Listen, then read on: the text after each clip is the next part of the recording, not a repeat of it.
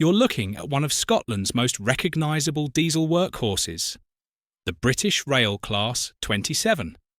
Built between 1961 and 1962 by the Birmingham Railway Carriage and Wagon Company, the Class 27 was developed from the earlier Class 26. On paper, they were very similar machines, both originally known as the BRCW Type 2, but the Class 27 would go on to carve out a far more distinctive and demanding career. Numbered D5347 to D5415, a total of 69 locomotives were built, and from the very beginning, their story became closely tied to Scotland. Most were allocated north of the border, particularly to Eastfield and Haymarket depots, while others worked further south on freight services and the Tilbury boat trains. But traffic patterns were changing fast in the 1960s. As newer locomotives arrived and older types were shuffled around the network, the Class 27s gradually migrated north. By the end of the decade, the entire class was concentrated in Scotland. That move proved crucial.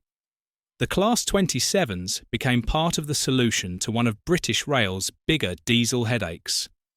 Their arrival allowed the withdrawal of the notoriously unreliable Clayton Class 17s, and suddenly the 27s found themselves handling everything from freight to some of the most demanding passenger services in the country. For many enthusiasts, the Class 27 is inseparable from the West Highland Line. Here, they battled gradients, curves, and brutal weather, hauling both passenger and freight trains through some of the most dramatic scenery on the network. They weren't glamorous, but they were dependable, most of the time. Their most ambitious role came in the early 1970s, when British Rail needed a solution for the failing Edinburgh to Glasgow express service. The ageing Swindon-built diesel multiple units were becoming unreliable, and locomotive-hauled trains were chosen as the replacement. Between 1971 and 1973, 24 Class 27s were converted for push-pull operation. They were fitted with dual brakes and control equipment, allowing trains to run at up to 90 miles per hour without turning the locomotive. Some were later converted again, gaining electric train heating via an additional diesel engine, creating the Class 27/2 subclass. It was a bold experiment, and an unforgiving one. The intensive high-speed service pushed the locomotives hard.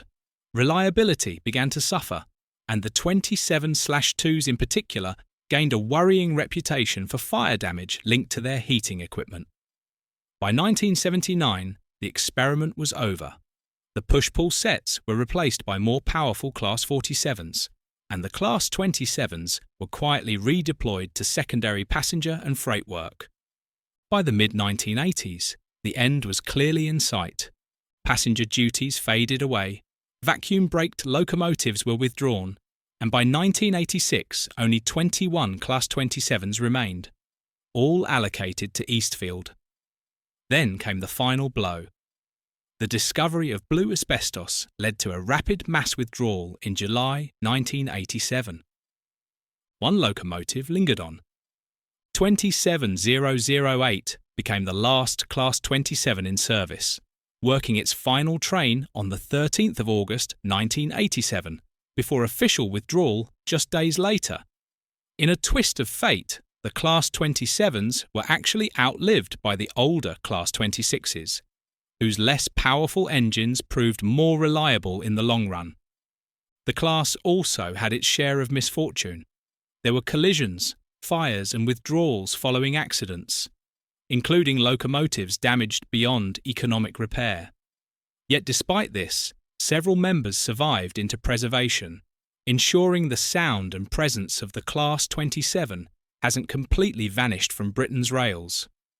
They were never the most powerful diesels. They were never the most reliable. But for a generation of Scottish railways, from Queen Street to the West Highlands, the Class 27 was simply part of the landscape. And that's why they're still remembered today. If you enjoyed this deep dive into one of Britain's underrated diesel classes, please give the video a like, share it with a fellow rail enthusiast, and subscribe to the channel for more railway history every week.